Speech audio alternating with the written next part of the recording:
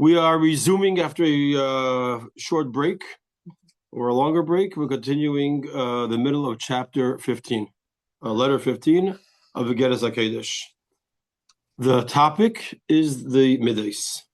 We just spent some time discussing each of the middays, particularly of Chessed and Gevurah, Tiferet, Netzach, Yesod, in a concept that there's three layers to them. There's the middah.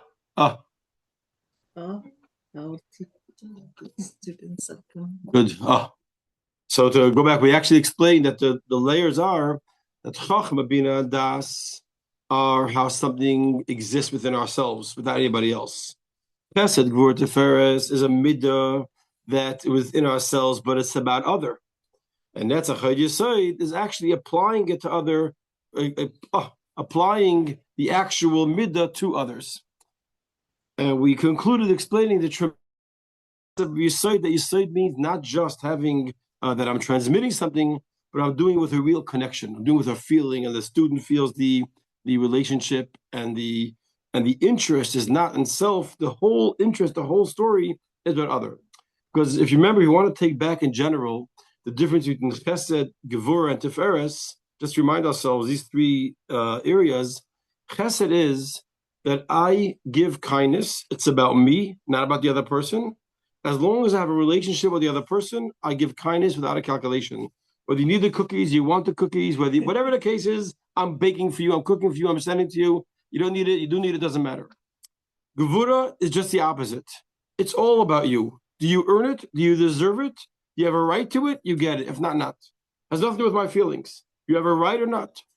Tiferes was a hybrid, which on one hand, it's not every person that gets it, and it's not if you deserve it. What is it? It's anybody that I have compassion for, which means it's not just to have a relationship with me, and it's not basically unlimited. It's measured. Do you have a need for it? Not if you deserve it, do you have a need for it? Are you hungry? Are you tired? Are you cold? Are you miserable? Do you need? Are you lacking? Meaning it's a rachmanis, not because you deserve it, and not because I like you. It's because of mercy. There's a need. See, if it was chesed, it would have two concepts. It's unlimited, no cheshbon, and it's only for those people I like. Tiferes has nothing to do with another person like the person. It could be a stranger. I got rachmanis on a stranger. Rachmanis on someone who's it could be an animal. A rachmanis. And at the same time, it's only on those in need. It's not random. It's I see a need, I fill it. That's that. You go ahead. I'm trying to understand exactly what's the difference between needing and deserving. Oh, very good. The one main difference is, do you have a right to it? You have a right to it. When you earn something, you work for 6 hours, you have a right to my money. You worked for me, I have an obligation, meaning you deserve it. You're supposed to get it. It's not like I'm not being kind. You have a right to it. You worked, you earned it, you did a job, I have to pay you because you deserve it. In Rachmanis, it's not that you deserve it. You have no rights to my money. So why am I giving it to you? Mercy. It's compassion. It's not because you have a right to it, but it's only based on need. Meaning, unlike chesed, which I give indiscriminately, cookies for everyone who I love. Everyone come, you're having chocolates. It's based on your need, not your rights, not you deserve it. And it's a big difference is if you deserve it, meaning din is measured. Din is, do you deserve it or not? That's Gevurah. Chesed is, Rachmanis is, do you need it? I pasha Rachmanis on you. It's not me. See, and the big difference also between Rachmanis and Chesed is, Rachmanis is about you. You need it. Chesed is about me. I want to give. I like to bake cookies for people. I like to invite people to my house. I like to share my stories. So the focus is on me or on other, and that's why Tiferes is a bit of a hybrid, because on one hand it's about the other, because it's their need. On the other hand, it's Rachmanis. You don't deserve it from me. I have a Rachmanis. You have people who don't have Rachmanis. Whereas if it's a job, someone worked for me, I got to pay them regardless. In these things of Chesed, in this area, we have something called Yesod. Yesod applies to all these things, really. But Yesod, you see more anytime transmitting something. It could be in Chesed, in Gevurah, and Tiferes. But at the end of the day, Yesod means what I'm doing it not just coldly. I'm doing with a relationship, and the emphasis is on you. In other words, let's take the case of the person teaching a student, a father teaching a son. someone sharing. It's not that I want to share something. I love you so much. I want you to have this. I want you to experience this, and therefore, all the effort I put in is easy for me. And with the feeling that someone gets from my kindness in the world of Yesod is that it's not about me, it's about them. Famously, the Rebbe explains the mitzvah of achila, shtia, and levia. When you're having guests, there's three parts of having guests. There's give them to eat, give them to drink, and escort them out of the house. And the Rebbe explains why the Gemara puts such an emphasis on escorting someone out of the house. Why? The main thing is if you get them to eat, to give them to drink. What's the difference if you walk them out or not? Walking them out tells everything they did was, if you go walk a guy to the door and close the door behind them, the person might walk away feeling the person didn't really enjoy my company. They tolerated me, and they had me over, and they let, goodbye, gloom. Thank you for coming. Thank you for leaving. When someone walks the guest, not just down to the front steps, but he walks you down half a street or 2 streets or 3 streets, you're walking, the guy realizes he doesn't want to say goodbye to me. Meaning the whole time I was in his house, it wasn't a burden. It was a pleasure. So much so he doesn't want to say goodbye. It changes the whole experience. That means the guest walks away feeling good. And that's a huge difference if you have a guest and the guy walks away feeling like a bit of I don't want to say a shmata because people are good guests, but feels like, I was a burden.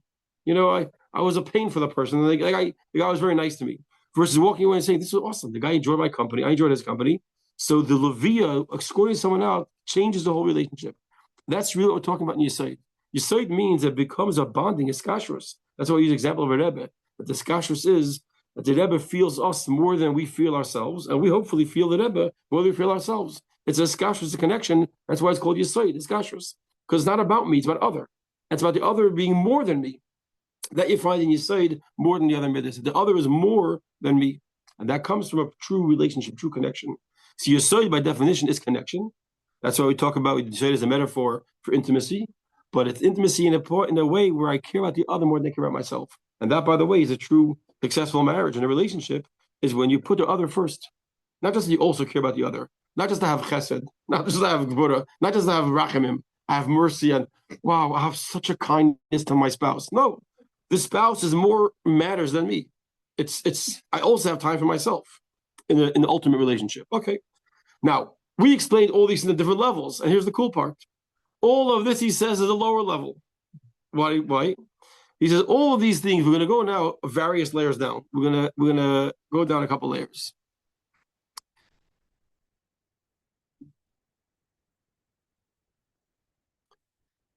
First of all, he says, and this is I like to use this word when I could, counterintuitive, unexpected, so to speak.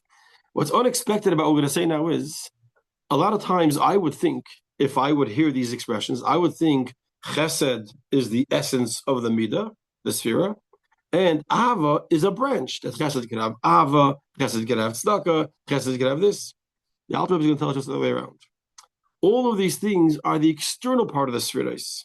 What's the inside? What's the kernel? What's the nucleus? Is the love. That means if you take chesed, you have chesed and ava, which are really synonymous. We always say chesed is ava, ava is chesed, right? We say teres chayim, ava is chesed. Ava, it's a ava is chesed. He said the truth is chesed is the external expression. What I'm doing, it's a symptom already. Where ava is the cause. In other words, let's take a sorry. It comes from ava. Yes. Let's say, for an example, I have somebody who I love very much. Why am I being kind to them? Why am I baking them cookies? I'm baking them cookies because I love them. I don't love them because I'm baking cookies for them. In other words, chesed is already the expression. It doesn't have to be an action.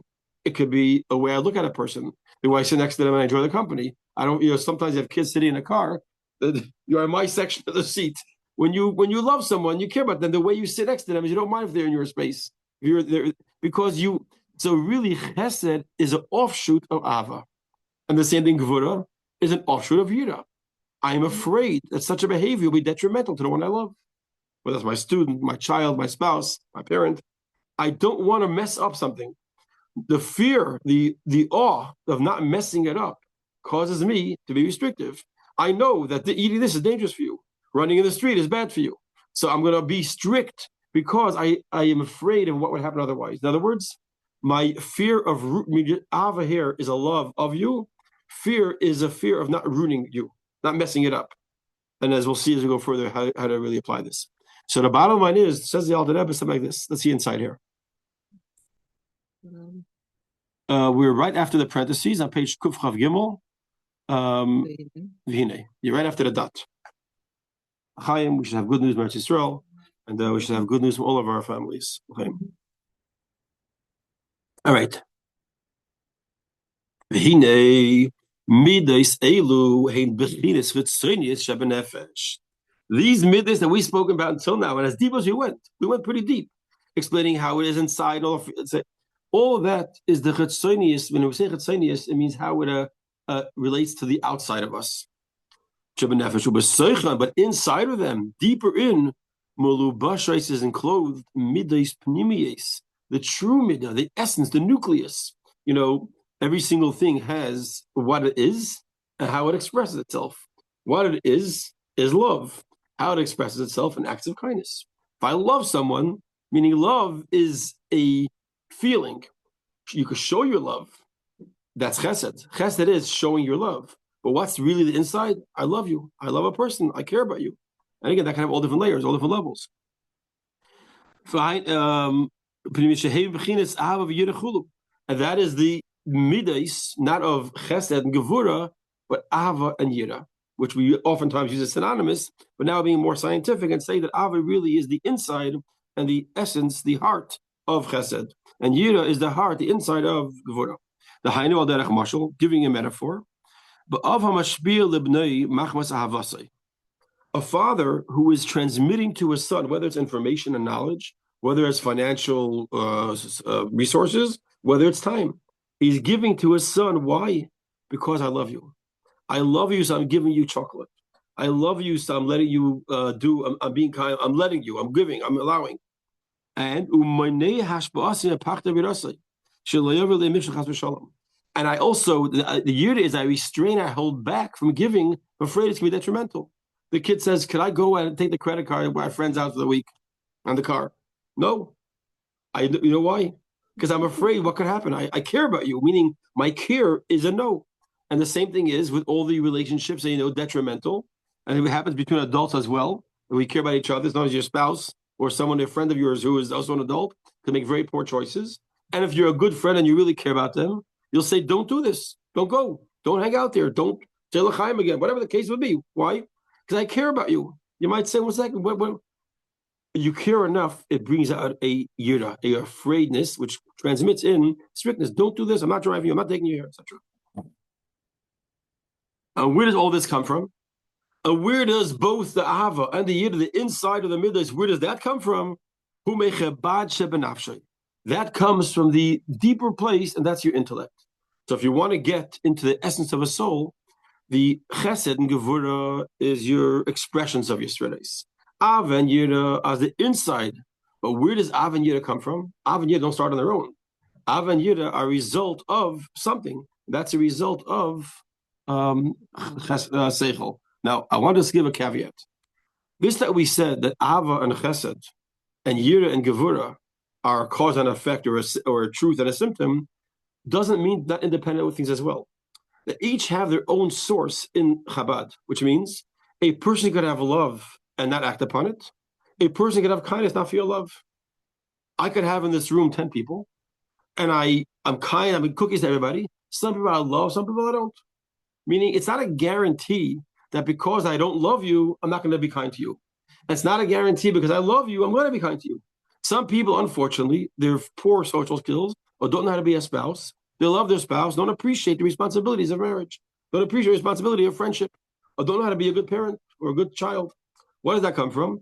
It's because Ava is not an automatic connection to Chesed. Ava is the nucleus of Chesed, but Ava also has its own identity. And it's very important to know that as we go through the subjects, Ava and Chesed have their own identity in addition to being the inside and the outside of a Sfira, but they also have their own identity. Because, as you see very clearly, you could love somebody and not be kind to them. And unfortunately, you see it in the relationships that people have social skills or experiences that they're a little bit damaged in their function. Nothing personal, but that's reality. And you have people who are kind, even to people they don't love. But it happens to be that if you want to talk about these two in the relationship with each other, Ava is the inside and Chesed is the outside. But it doesn't mean that you can't have one without the other. That's just a side point. Okay. You really have to act upon it. If you just say, I love you, it means I feel love Yeah, you. exactly. And you have that in a lot of relationships. Unfortunately, that's why you have so many challenging marriages. You have challenging marriages for the right reasons or for the wrong reasons, I should say. That's one thing. Then you have marriage that should be good and should be nice, except one of them doesn't realize and value the importance that it's not enough to feel love. You have to express love, whether it's buying flowers, taking out the garbage, whether it's coming home on time, whether it's being considered another person's space. What she says, it's not enough that you're expressing love, you have to show it. Yeah, but you show it means with chesed, with acts, right? Whether it's buying flowers or whether it's right. See, right. So to say it. Right. So ahava by itself is, you see, ahava lacks the full ahava because if it's not expressed, it's not proper. That means someone who loves the other person and doesn't do anything, that's not enough. You can't just say I love you and therefore I don't have to do anything about it. If I love you, I have to show the love as well. But you also have to say it. Oh, yes, and you have to say it too. And that's, by the way, saying I love you is also part of chesed. Meaning there's verbal, there's action, there's thoughts, there's how you think. How you think about a person affects them too. If you have resentment towards someone you have a relationship with, the resentment has an effect. The person picks up body language, senses, things you don't say. Same things with verbal. You have to express it. We can't be like that guy. You know, we spread the joke a while ago about the guy who his wife says, "You still love me?" He says, "Of course I love you," because we haven't said it in 10 years. He says, "Remember we got married, I said I love you? If anything changes, I'll let you know." It's all going good. But the truth is, it's required in a relationship to remind people and to say it because all of us have, I don't want to say insecurities, but needs. It's not really insecurities, it's needs. And part of the needs are that our ones we love express love to us in a spouse, a child to a parent, and a parent to a child. Otherwise, it's not enough to say I love you. What else? Why do I have to do something meaningless like take out the garbage and buy you flowers? You know I love you. Because that's what love does, that you express it in all the ways that are necessary in our relationship. But the point I wanted to say is that it's not necessarily you could have one without the other. You would have a guy that no longer loves his spouse and still takes out the garbage and still buys flowers because he's just a nice guy. Not because he's fake. He's just a nice person. But he doesn't have any more of that love for the person. Whatever the reason is. You have another person that could love the person and not show it. So the point is, it's not automatic like a set. You can't have one without the other. You could have one without the other, but the holistic, perfect, altruistic way is that you have love, and that love is expressed with chesed. Okay, where do all these things come from? All these things come from Chabad. So this is why he says here the makar of both the panimius and the chetzenius. Why is he telling us this? The Alter is telling us they should know they each have a source. It's not that chesed has a source in Ava, and then Ava in turn has a source. It's not like someone goes on Messiahim and he says the Rebbe sent me, and if you connect to me, then you can get to the Rebbe. No, you don't need me to connect to the Rebbe. I showed you and taught you some of the Rebbe's love and customs and traditions. Now you connect directly to the Rebbe. You don't need me to continue the relationship. In other words, you don't need Ahava to have chesed to the relationship to Mequon. That's what he's saying here. Umakir, he says, Elu hapnimis, both the pnimis, which is Ava, and the chetzenis, which is chesed, both of them are independent. And this is where we spoke about this a while ago. We're going to go through that a little more deeper. And this is why we see such a fantastic truth about people. The more intellectual and intelligent and mature you are intellectually and cognitively, that's how you mature emotionally.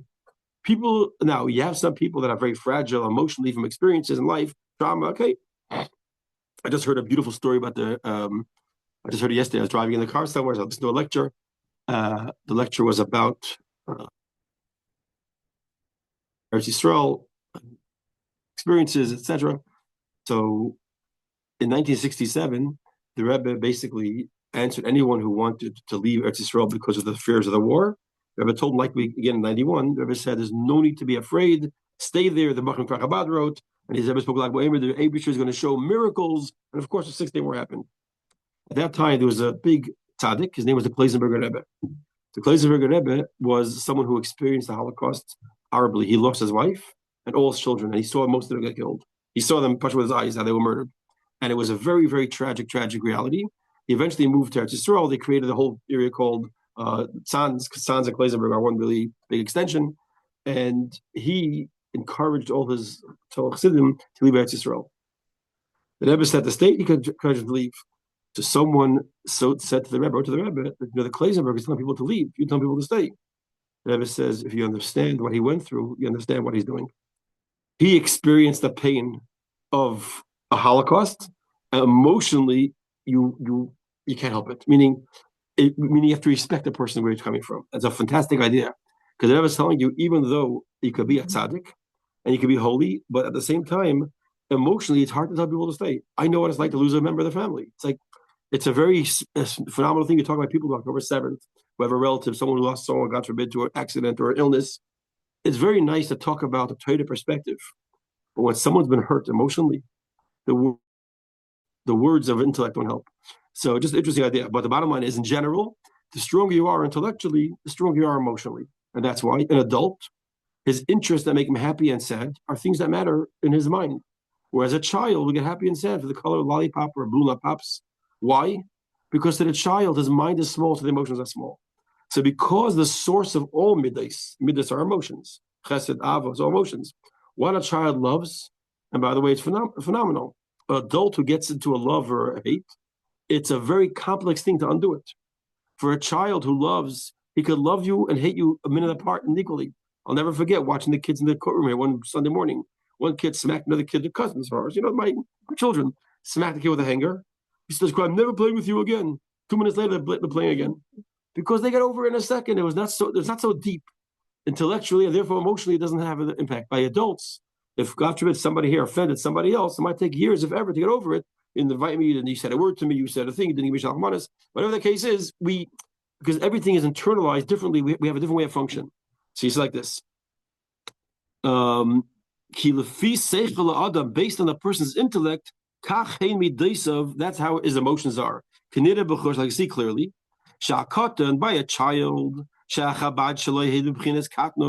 his intellect, both his chachma, bina, and das, are all childish and small. Therefore, everything that matters to them is small things. You want to make him happy? Buy him a cookie. Make him sad. Take away the cookie. It's not the big things that matter. He's not going to be impressed or moved by great grand things. The same thing you see by adults. You praise a man based on how his intelligence is and affects his. We said there's Adam and there's Ish. One is how Seichel is. One is how Midas are. How is Ish prepared? The Fisichle. We spoke about this a while ago. Why do you? Ish is a person that has good Midas. Adam is a person that has good Seichel. Why do we say the Fisichle Yehul Ish? According to Seichel, you praise Ish. Ish is a man with Midas. Because what makes a person the Ish, a man with mature middays, is if he has Seichel. So the true Adam is a description of a man who has tremendous intellectual abilities, and Ish is a man who has very good emotional abilities and behavior. It's dafka the Seichel that guarantees that the Ish should be right. Yeah. Based on your wisdom, based on your maturity of your mind, is your emotional maturity, which is fantastic. You see it. Unfortunately, now again, nothing's a guarantee. You have all different cases, but in general, based on your emotional, your mental and intellectual maturity, is going to be your emotional maturity.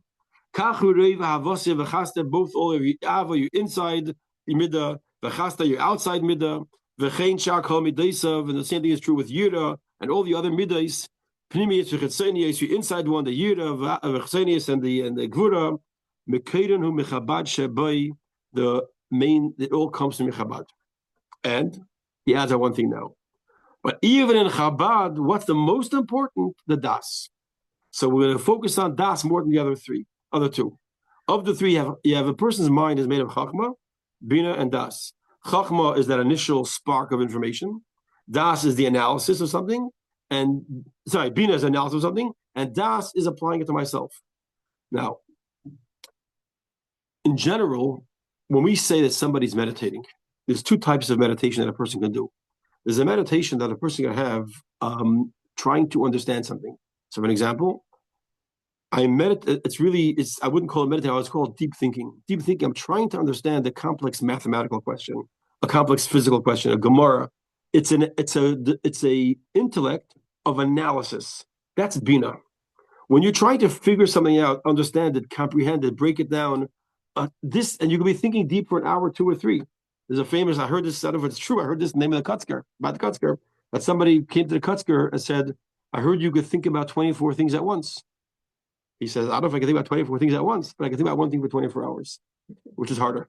Meaning, anyone ADD can think about 24 things at once. To think about one thing for 24 hours, meaning to sit and analyze and comprehend and break something down and think is deep thinking. But that's not meditation before davening. It's not meditation of Chassidim. No meditation of Chassidim is just think about it. So what happens when you think about something, you start coming on with it. You think, I'll give you an example. Think about for 5-10 minutes somebody who embarrassed you. Think about for 5-10 minutes someone who you love who passed away. Think about for 5-10 minutes something that happened in your life. It's just thinking about it, you start feeling it. You start getting emotionally involved. Your hands get sweaty if it's something which is scary. You can get a fast heartbeat of anger if it's something which is anger burning, someone who embarrassed you, someone hurt your family. Because meditation doesn't mean deep thinking. It means thinking about something for a while. I'm thinking, somebody once gave me a very simple example.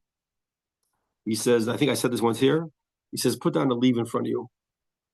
Put down a leaf from a tree in front of you and look at it. That's called looking at it. Now meditate on it. Why meditate on it? Just look at the leaf for 15 minutes. After 15 minutes, you'll notice the edges of the leaf, the textures, different colors, the living veins in the leaf, how it looks, might even pick up some of the smells. You'll start knowing the leaf intimately. What happened? I took the time to appreciate every detail. Das is that. Das means it's not just information and data. It's data that's coming along with me. So in the past, when we spoke about it briefly, we said, what's Das? Das is this person. The lawsuit's about me. The Rebbe's famous example, he said by the story of Farbrengen a few times, the poor villager who was simple, didn't understand how to read. So he read that his father died, so he cried, not the one who read the letter, right? That's not a general analysis of what's Das. If we want to take Das a little deeper in a behavior, Das means to think about something till it affects you. That's his bonus before davening. If you think before davening, don't try and understand the mimer again. Think about the mimer. Don't try and understand what did it say. Think about it. Picture it. Think about it. The same thing would be before someone goes to the oil, before someone goes to the Rebbe to say some Tehillim or whatever. You could try and be intellectual and try and understand what is a Rebbe, or you could think, I just want to think about the Rebbe. Some memories, a video I saw, and automatically it percolates, it touches you. The Rebbe's warm eyes and the smile and the feeling and the love. It just starts having an effect. You think about it, you go in differently. So a sabbatinus in the world of Das means I am becoming one with the subject by just focusing on it. And that's what we're talking about here. The third stage is not so much that it matters to me. That's in general. If it doesn't matter to you, forget about it. For example, it's not going to help about you to think about someone else's the face. Someone else got into a fight with somebody else. What's going to help you to think about it? But if you think for a while how this guy got into a fight with me, and just you think about it, it just bothers you. It will bother you. Why? Because it's my fight. It's my person. Same thing with someone who I love, my parent or my whatever. So in other words, what we're talking about here is that to fully engage and become connected to the Chachma and Bina, it has to be Das. And that's what really creates a true. We said that the emotions are a result of your intellectual maturity. What does that mean? If you properly think about the Chachma and Bina, what you know about the information intellectually, you'll see that your emotions will be products of that. And then based on your, a child could, the same way, a child thinking about his cookie that he lost, the more he thinks about it, the more he'll cry. Distract him with a different cookie, he forgot about it. His toy broke. Zalman the other day was crying, he wanted to do something. So we brought him another something, boom, what happened? He was caring a lot about that thing. He was thinking about, why can't I go to that person's birthday party? And then the more he thought about it, the more upset he got. And then he thought about something else. So your das, based on what your capacity is, how intellectually mature you are, will affect when you meditate. And by the way, meditation happens with children and adults equally. Meditation just means if kids at night lie in bed and they start thinking about something they saw the other day that scared them. And they get scared. Why are you scared now? You saw this 8 hours ago. Because lying in bed, thoughts popped in your head, they started thinking about it. They got scared. So meditation just means thinking about something, not trying to analyze it. I'm just trying to make the difference between Bina and Das. Okay. He says, the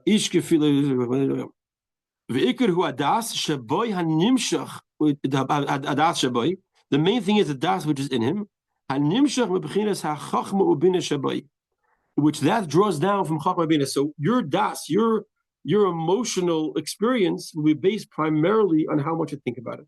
So if you think about something that you're afraid of, by the way, you'll be more afraid of it. If you're scared of heights and you're thinking about the heights, I can tell you from experience, it can make you more scared. If you're distracted, thinking about something else, you won't be so scared. Why? Because it's the thinking about the information that causes the emotion. Like you see clearly in our lives. And difference on the people's nature is difference of their emotions. So some people are colder people, some people are more analysis persons, some people are excitable people, some people get easily, more kind and thoughtful, more sensitive, more compassionate. So based on all your experiences, your chacham and bina will develop in your das into the matching behavior. Okay, this is the end of the introduction to what we want to do to get to the point. What does that mean? The Alter Rebbe wants to get to a point. We want to understand what is Hashem's 10 Sefiros. So to do that, we're explaining what are Sefiros in general. So we started off with all different descriptions of Sefiros within us. Now we're getting to the ultimate point. All this was talking how Sefiros are within us, our Nefesh HaBahamis, our Nefesh HaSichlis. Now in general, in Tanya, we don't mention Nefesh HaSichlis. In general, and as I've heard many times, the entire Tanya is talking to the Nefesh HaSichlis. What does that mean? A person is really made up of a composite. Our identity is three nefashos. We have our godly soul, Nefesh Elikis, our animal soul, Nefesh Bahamis, which isn't necessarily bad. The animal soul has parts of it, Nefesh Achyonis, the vital part, Nefesh Ativis, its natural part, has Nefesh Bahamis, its animal part. It has a Yetzer Hara, which harasses it, which is even a lower part of it. And then you have you, the thinking soul. Nefesh HaSichlis is your primary thought process that thinks, what should I do now? Should I listen to my Nefesh HaSichlis, my Nefesh HaBahamis, Nefesh HaElikis? So all this is talking how our intellectual soul, our thinking soul, and our animal soul function. But those are not really good metaphors to understand God because they're all self-absorbed. Everything intellectually about your animal soul and even your thinking soul are all about self. Why does the thinking soul want to understand stuff? They say about an animal. Animals can be extremely intelligent, but only related to their own needs. So if an animal wants to figure out how to get food, it can be extremely ingenious, how to trick you, how to get food, how to unlock a door. It can be very smart.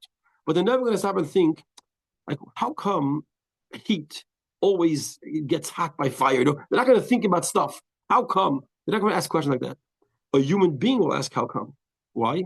Because I feel more in tune to the world and the environment and more present if I understand what's going on around me. So scientists, while it's about science or philosophers or whatever field it is, it's all idea which it completes me more. The more I understand, the more I know. It's an intellect that creates more of me. It's all about me. Nefesh Elikis is just the opposite. It's the understanding how I'm not. Understanding, the more I understand, the more I appreciate that it's not about me, that it's less of me. It's an absolute state of bittul. So we want to understand now, all this was great. Understanding Chessed, Gevurah, Tiferes, Netzach, Hod, Yesod, all of that was in the realm of Nefesh HaSichlis, Nefesh HaBahamis. Now let's go to the real subject. And this is how the letter is going to conclude. The next 2 pages is focusing on, is not the animal soul, not the thinking soul, but the godly soul. We'll start this today, and we're not going to have a chance to finish it, but we'll do a few lines. We're basically on page Kuf Chav Gimel, about 6 lines in the bottom, third to last word. All this is only a metaphor, because we're talking about something which is like God's Sefiros, not actually God's Sefiros, because the Sefiros that we have in our animal and thinking soul are just metaphors of God's Sefiros, metaphors, whereas the godly soul is an actual part of God. He's like this. All of the above is only for. All of this is talking, all the emotions we spoke about until now, whether the Ava and the Chesed and the Netzach and the Hod, all the layers that we spoke about, how it is inside ourselves, how we express ourselves, is all talking how it functions within our thinking soul and our animal soul. Nefesh HaSichlis, HaTachtoina Sheba Adam. When he says Tachtoina, because it's not the godly. Haba Meklipus Nega, which comes from really Klipus Nega. It's not Elikos. We know in general that the world could be divided into 3 categories: that which is holy, that which is unholy, and that which is Klipus Nega. It's neutral, but it's not. It doesn't feel its own. Naturally, doesn't feel godliness. Naturally, it conceals godliness, but it's a thin concealment. It's easy to access the information. But if you want to get down to the truth, the nefesh case with a higher soul, which is the godly soul, which is an actual part of God. It's an actual, meaning it's not some disconnect or some, everything was created, as we know, with words. And the soul of nefesh was created with wind. What's the difference between words and wind? Two main differences. One difference is that words are much more abstract. Like, for an example, if I have a thing blocking here, my words still come to you because the word's not a substance. It can go around the wall. It's much more abstract. And whereas blowing, if I blow from within inside myself, it's an actual force that comes out. So much so that if I put a board in front of me, you won't be able to feel the wind. It's because it's much more personal. It's much more essential. And the same thing is also how deep it comes to me. Words are not coming so deep within me. I could talk and talk and talk for hours, like you see clearly, but I can't blow for hours. Why? Because blowing takes energy. To blow, especially with strength, it's using up my keches, my resources. So you see that blowing is a much more personal thing. So the godly soul is a much more essential part of God, more than any other creation in the world, even more than our animal soul.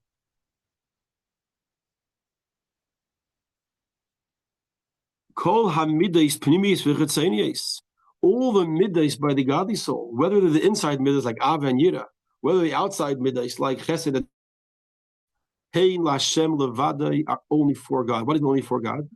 You see, a major difference between the animal soul, the thinking soul, versus the godly soul is the animal and the thinking soul could be harnessed for God. I could harness my animal soul to have a passion for going to Farbrengen, to be excited about davening. I can harness my thinking soul to be in touch and in tune to God. That's the whole idea of conquering the seven nations. It says the mitzvah of conquering the seven nations is they represent the seven middays, which are not our natural holy middays. I have to conquer them and have them serve Hashem too. And the ultimate is the Mashiach comes also control our internal stuff, even that. But so in other words, the animal and the thinking souls, middays, those middays not necessarily serve God. They could be used to enjoy a good puzzle, to watch a movie, to play a game, to have a good dinner, to do sins, God forbid. It could be done for any other purpose. The godly middays only have one. It's like pre-programmed. It cannot do anything except serve God. They only have one function. They're honest and authentic. They have one function. Imagine a husband who says, listen, I am very much I love my wife, but I also love other people, I love other women. Meaning I could spend time with my wives, but what do you mean? That's not holy. A relationship is just me. So the animal soul and the godly soul, the animal soul and the thinking soul don't have that loyalty and that true relationship with the godly soul, with God. Their relationship is, okay, sometimes I'm with you, and sometimes I like to go around and enjoy a good pizza, enjoy other things that are not godly. I find other attractions. The godly soul only has one love, only has one interest, only has one thing. So who's the real godly, who's the real one that's godly is only the godly soul. Because the animal soul is interested to go both ways. I can spend time with my wife and I can go with the guys and hang out or do other things that I shouldn't do. That's why it says in these words here, it is only godly. The godly soul only serves God. Because of its love of Hashem, and its tremendous yearning and desire. It all wants one thing. I want God. I want to be connected to God. Who chafetz chesed kedei lidveik midbedesev. All his kindness, all his will, all his middays are only for God. The godly soul never has an interest in a coffee, unless he needs a coffee now to stay awake for davening. But the godly soul will never take a coffee just because it tastes good, or you know what, I love the smell of coffee. He'll never have, there's no interest in its life, in its existence, anything except God. If he has a will, it's for God. Okay, we'll stop here because we're going to go now into understand this thing a little bit deeper. We'll stop here. We'll start from this last point again. So in other words, now we're going into the final metaphor, which is not really a metaphor, it's the actual description itself. And again, the whole point of this letter is to explain what are Hashem's Sefiros, and we're getting closer and closer. We already have a good understanding of human Sefiros, of Sefiros in our soul, and now we're going to take it to one step further.